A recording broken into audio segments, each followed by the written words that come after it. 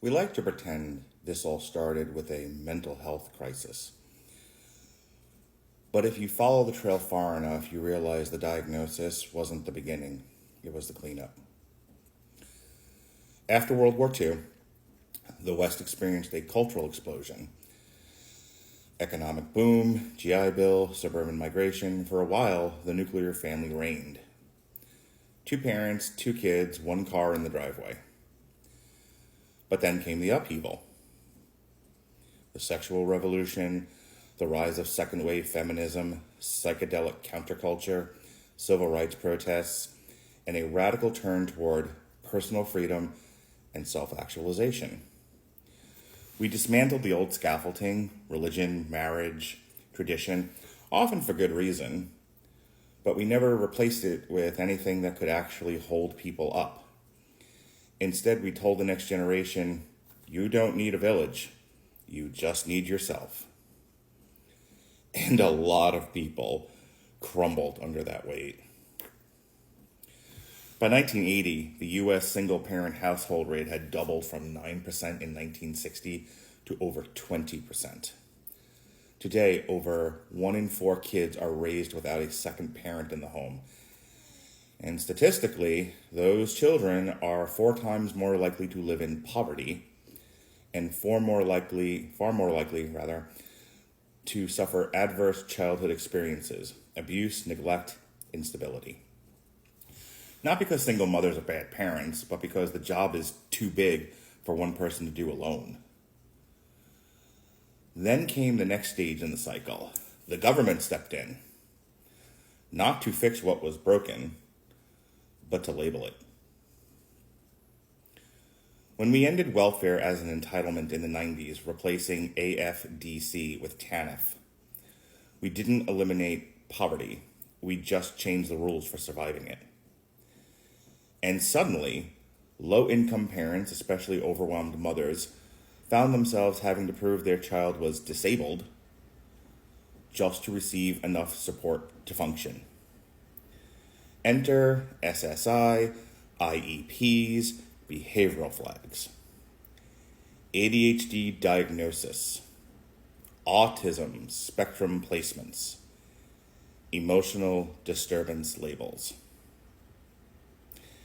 And on the other end of the class divide, a different kind of hustle.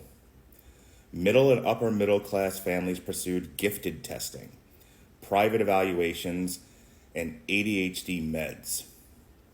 Because the label opened doors, accommodations, extra time, exemption from expectations.